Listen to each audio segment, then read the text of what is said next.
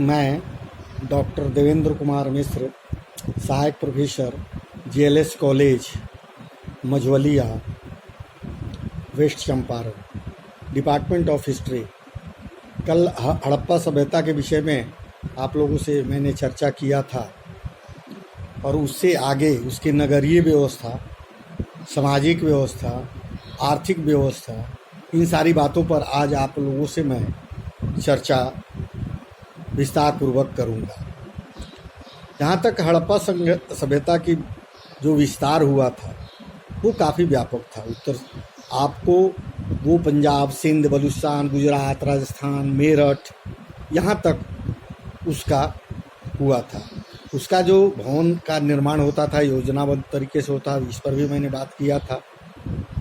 अब आज हम जो बात करेंगे, जो भवन का निर्माण किया जाता था उसमें भोजन पकाने की व्यवस्था कैसी थी, स्नान घर कैसे होते थे, उसके अन्न का भंडारण कैसे किया जाता था, जल निकासी की क्या प्रणाली थी, हड़प्पा सभ्यता के सामाजिक जीवन कैसे थे, हड़प्पा सभ्यता में उसके आर्थिक जीवन कैसा था, इस विषय पर आज चर्चा हम आप लोगों से करेंगे।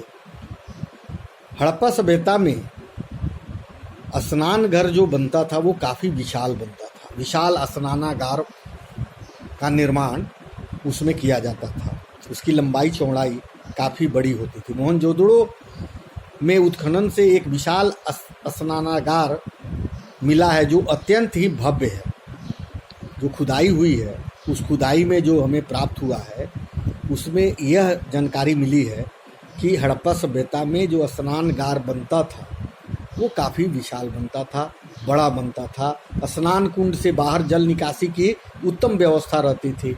आप जो पूर्व महाराजाओं को अगर घर जाएंगे देखेंगे, जैसे दरभंगा महाराज या बनारस के महाराज या जयपुर और बहुत जगह, चित्तौड़ वगैरह, जहाँ भी जाएंगे वहाँ स्नान करने का एक बड़ा कुंड बना होता था और उस कुंड में उस परिवार के लोग स्नान करते थे और उसकी जल निकासी की व्यवस्था काफ़ी उत्तम रहती थी।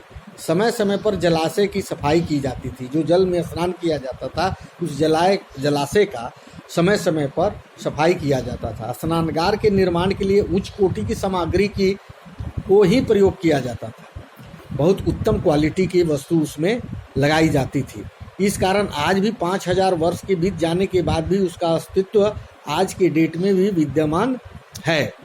अन्न का भंडारण कैसे किया जाता था? हड़प्पा नगर के उत्खनन से यहाँ के किले के राजमार्ग में दोनों ओर 6-6 पंक्तियों वाले अन्न भंडार के अवशेष मिले हैं।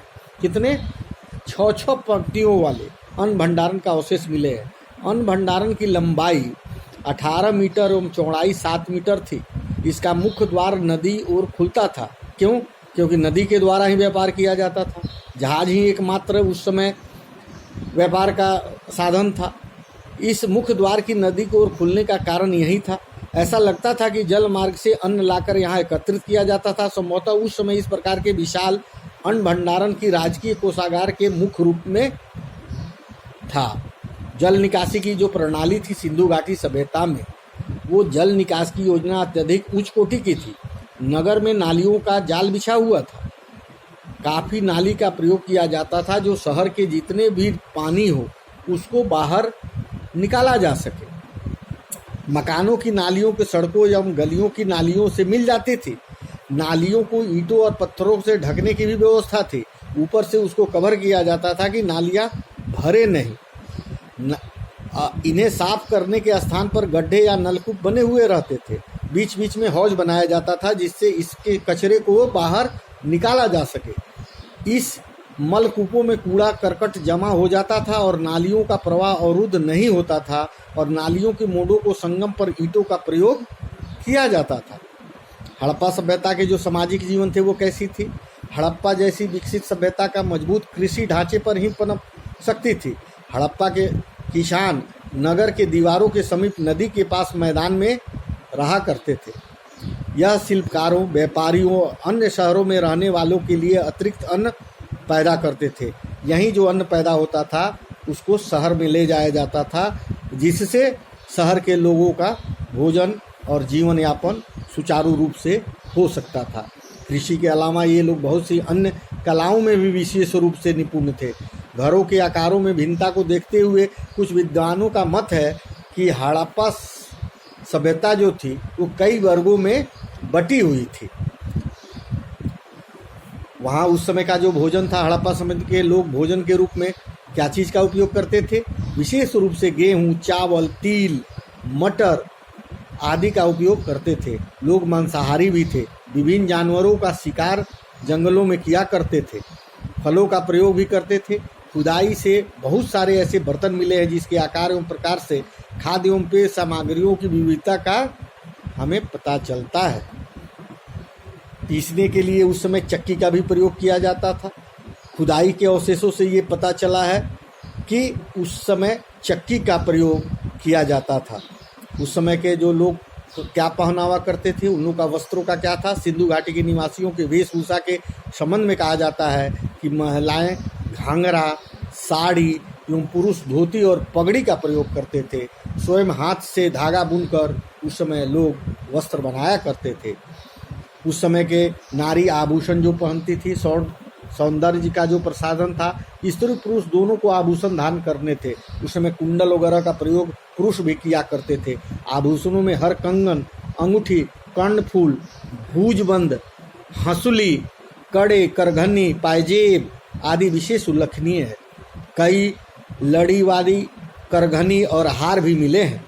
आभूषणों में सोने के निर्मित आभूषण, चांदी से निर्मित, पीतल से निर्मित, तांबा से निर्मित, हाथी के दांत से निर्मित, उसके हाथी के हड्डियों और पक्की मिट्टी के बने होते थे।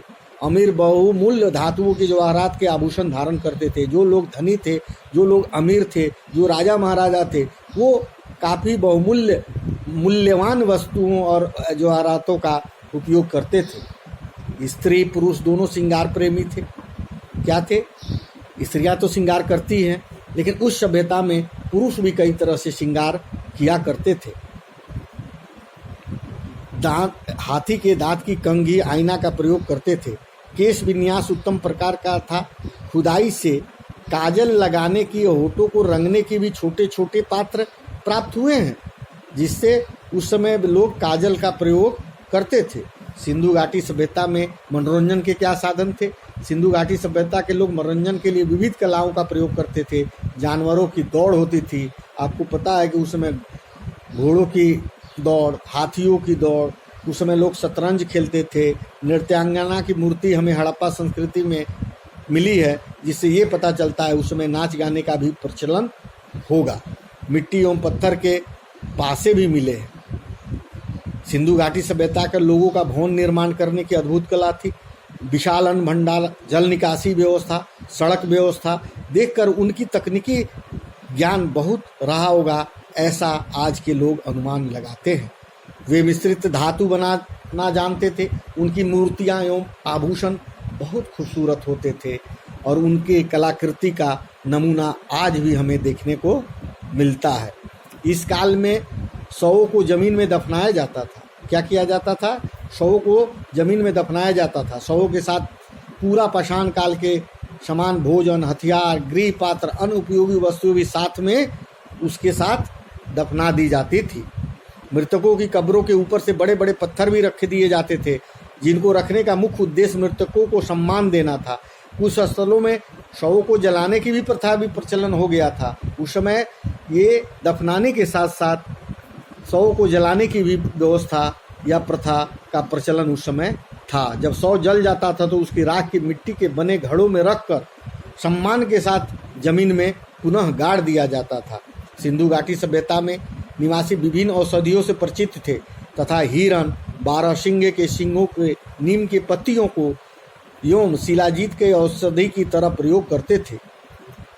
हमें देखने को मिलता है कि सिंधु घाटी सभ्यता में खोपड़ी की शल्य चिकित्सा के उदाहरण भी कालीबंगा के लोथल से प्राप्त होते हैं कि खोपड़ी का भी ऑपरेशन उस समय उस पद्धति के द्वारा किया जाता था। समुद्र में जो झाग निकलता था उसको भी औषधि के रूप में प्रयोग में लाया जाता था। अब आगे आप लोगों से हम